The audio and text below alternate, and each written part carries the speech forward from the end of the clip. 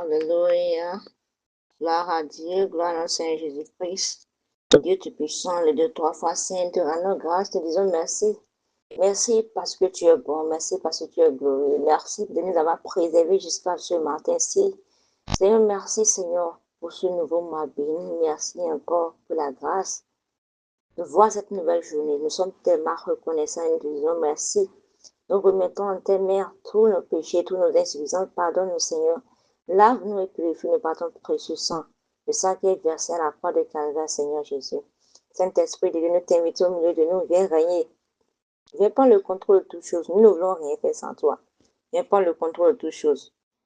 Viens prendre le contrôle de toutes choses. Au nom puissant de notre Seigneur Jésus-Christ, nous avons adoré le Seigneur. Shalom, frères et sœurs, je nous salue ce matin dans le beau et précieux nom de notre Seigneur Jésus-Christ, qui a permis qu'on soit encore là ce matin. À lui soit la gloire, à lui soit l'honneur. Alléluia. Ouvrons nos Bibles dans le livre de Jérémie 29, verset 1.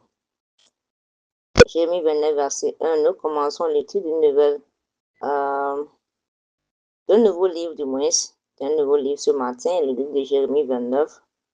Je sais que Dieu va nous parler encore ce mois-ci, ce nouveau mois de juillet, Dieu va nous parler encore et je sais que notre vie ne sera plus les mêmes au nom puissant de Jésus-Christ.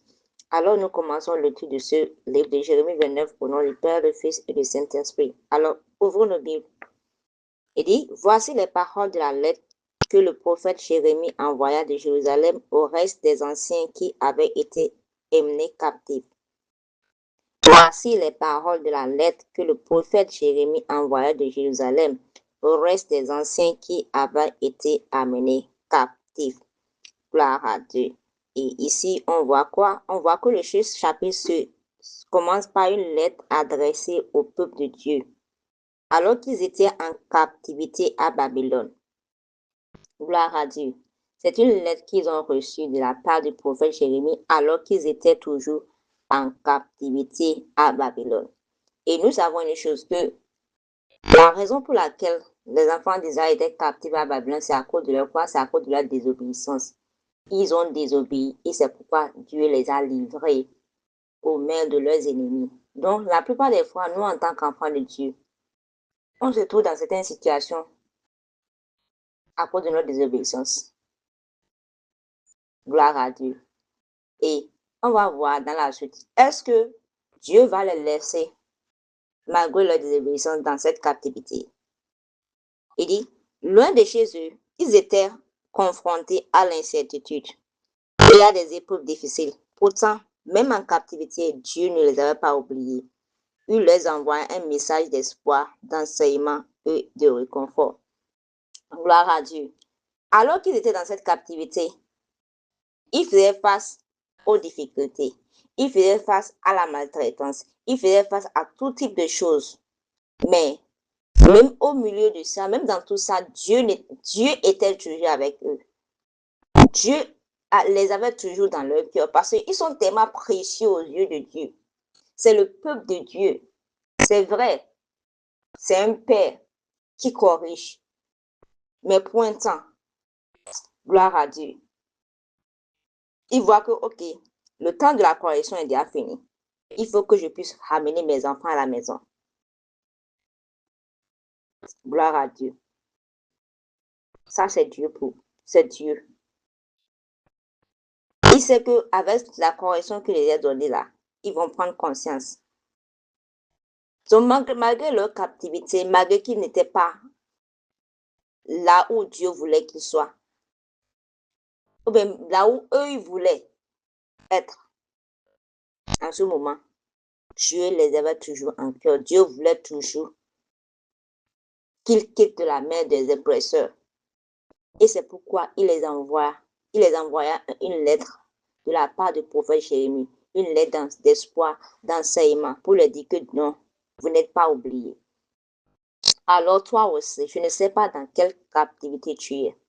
Je ne sais pas dans quelle prison spirituelle ou physique tu es, à cause de la désobéissance, ou bien à cause de quelque chose que tu as fait ou bien que tu n'as pas fait. Peu importe. Mais laisse-moi te dire une chose. Il y a de l'espoir pour toi. Dieu ne t'a pas oublié. Il a dit que même si tu traverses la sombre vallée de l'homme de la mort, il sera avec toi. Que même si tu traverses les eaux profondes, elles ne vont pas te submerger. Et même si tu passes par le feu ne te brûlera pas. Alors peu importe la situation, laisse-moi te dire, tu n'es pas oublié. Dieu voit tout. Gloire à Dieu. Et c'est un rappel à travers ce verset que peu importe où nous sommes, peu importe la période de notre vie, peu importe les circonstances, Dieu connaît nos situations. Dieu sait très bien comment on va s'en sortir. Avant que le problème ne se pose, il connaît déjà la situation. Alléluia. Alors que tu te sens retardé, oublié, ou bien que tu sois en train de traverser une période difficile, laisse-moi te dire, Dieu a un plan pour toi. Dieu a un plan pour ta vie. Alors dis, répète-le avec moi. Dis, Dieu a un plan pour ma vie. Ce n'est pas parce que tu attends un enfant depuis 10 ans que Dieu ne t'aime pas. Ce n'est pas parce que tous tes amis sont à l'extérieur que Dieu ne t'aime pas. Dieu t'aime toujours. Joseph pouvait dire, lorsqu'il a été vendu, oh, Dieu ne m'aime pas. Si Dieu m'aimait, pourquoi? C'est lui qui m'a montré ses rêves, non? Pourquoi il a permis que je sois vendu à l'étranger? Pourquoi il a permis que je sois en prison? Mais Joseph, il ne s'est pas lamenté. Vous allez voir que dans toute son histoire, on n'a jamais mentionné quelque part, ils ont dit que Joseph s'était lamenté. Et même lorsque la femme de Potiphar voulait qu'il couche avec lui, il a dit que jamais, qu'il ne va pas pécher contre Dieu. Gloire à Dieu. Alors, n'utilise pas ce que tu traverses comme une raison de ne pas être fidèle à Dieu. Parce que d'autres disent, ok, Dieu ne voit pas ce que je traverse, c'est parce à cause de ce que je traverse, pourquoi j'ai fait telle chose. Non, n'utilise pas ce que tu traverses comme une raison pour encore continuer ou bien demeurer dans le mal. Même dans la situation que tu es là, dans la situation difficile que tu es là, que tu ne comprends pas là, reste toujours fidèle à Dieu. Et Dieu, il te voit, il connaît tout, il sait tout, il sait les moyens qu'il va utiliser pour te sortir de là. Alors, mon frère, ma soeur, prends courage. C'est vrai, les Israélites étaient en terre inconnue, mais la présence de Dieu était toujours avec eux. Gloire à Dieu. Malgré qu'ils n'étaient pas là où ils devaient être, Dieu était toujours avec eux. C'est la même situation, la même chose s'applique à nous. Que nos circonstances actuelles ne remettent pas en cause la fidélité de Dieu. Ce n'est pas parce que tu n'as pas encore reçu ce que tu attends de Dieu que Dieu est infidèle. Dieu demeure fidèle. Il dit il dit qu'il est fidèle. Que même si nous on est infidèle, qu'il demeure fidèle parce qu'il ne peut pas se renier. Donc cela voudra dire quoi? Même si tu attends un enfant depuis 15 ans, 20 ans, cela ne voudra pas dire que c'est parce que Dieu est infidèle. Non, Dieu demeure fidèle. Gloire à Dieu. Mais il a prévu un temps pour chacun de nous tous. On doit le savoir. Donc, peu importe ce que tu attends de Dieu, peu importe ce qui ne va pas actuellement, Dieu demeure Dieu. Nos circonstances, nos situations ne changent pas l'état de Dieu. Dieu est toujours Dieu. Gloire à Dieu. Et il est avec nous en toutes saisons, en toutes circonstances. Il œuvre en coulisses pour notre bien et nous prépare à l'avenir. Gloire à Dieu. Ce qui est devant nous, c'est trop. C'est la même chose. Ce qui était devant les enfants d'Israël après cette captivité de Babylone, c'était beaucoup de choses. C'est la même chose. Lorsqu'on est en train de traverser cette sombre vallée de la mort, on doit savoir une chose.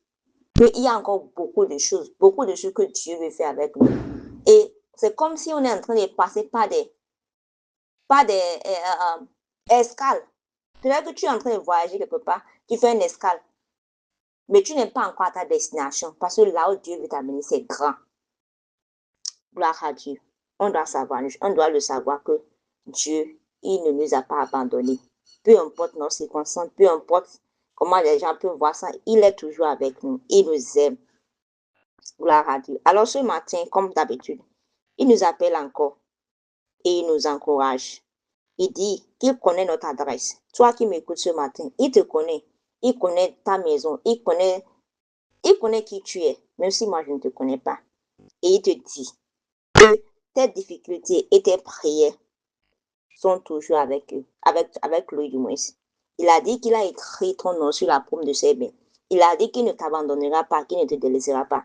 Il a dit que tu es la prunelle de ses yeux. Il a dit que tu es une race élue, que tu es choisi, tu es aimé. Alors, laisse-moi te dire, il ne t'a pas abandonné. Même dans l'attente, ses plans continuent de se réaliser. Gloire à Dieu. Et même lorsque tu attends, Laisse-moi te dire, l'attente n'est pas une période que tu vas prendre pour te lamenter. Mais laisse-moi te dire, l'attente devrait être une période de préparation. Parce qu'il y a beaucoup de choses qui t'attendent. Des choses glorieuses que lorsque le monde va voir, il va dire, waouh, le Dieu que tu sais est un Dieu fidèle qui récompense. Gloire à Dieu. C'est vrai. Tout le monde a vu comment Anne a tenu lorsque sa coépouse Pénina se moquait d'elle. Mais lorsque Dieu a répondu, on a vu quoi? On n'a plus jamais entendu parler de Pénina dans la Bible. La même chose va se passer. Peu importe l'attente, peu importe ce que tu espères de Dieu. Dieu va faire une nouvelle chose dans ta vie qui va fermer la bouche de tes moqueurs au nom puissant de Jésus-Christ. Alors ce matin, le Seigneur nous appelle à retourner à lui. Pour ceux qui ont déjà fait, pour ceux qui ne sont pas encore, qui n'ont pas encore fait la paix avec Dieu, Dieu nous appelle de retourner à lui. Il y a des personnes qui doivent retourner à Dieu, comme l'enfant prodige pour dire Dieu, je ne peux plus. J'ai gaspillé le temps de grâce que tu m'as donné. Il y a d'autres qui vont aller pour dire Seigneur, j'abandonne tout à toi. Et prends le contrôle. Je sais une chose. Il a dit qu'il ne rejettera pas ceux qui viennent à lui. Je sais qu'il va t'accueillir et va te restaurer au nom puissant de Jésus-Christ. Père Céleste, nous te disons merci. Merci de ne jamais oublier tes enfants, même dans les moments difficiles et incertains. Tu es avec nous. Aide-nous à avoir confiance en tes plans et à rester fidèles pendant que nous attendons, Seigneur. Fortifie notre cœur et rappelle-nous que ta présence nous accompagne où que nous soyons. Seigneur, cette journée, nous la remettons en tes mains. Bénis cette journée pour nous. Bénis nos efforts. Bénis tout ce que nous allons entreprendre en ce jour. Seigneur, guide-nous, oriente-nous, éclaire-nous, Seigneur. Bénis nos efforts et bénis l'œuvre de nos mains, Seigneur. Nous déclarons aujourd'hui que tu es avec nous, que tu connais ce qu'on traverse, que nous ne sommes pas oubliés, nous ne sommes pas abandonnés, nous ne sommes pas négligés. Tu es avec nous en toutes saisons. Tu œuvres en toutes choses pour notre bien. Notre temps d'attente se transformera en témoignage au nom puissant de Jésus-Christ. Ainsi soit-il, au nom puissant de notre Seigneur Jésus-Christ, nous avons prié. Amen. Excellente journée à chacun de tous et shalom.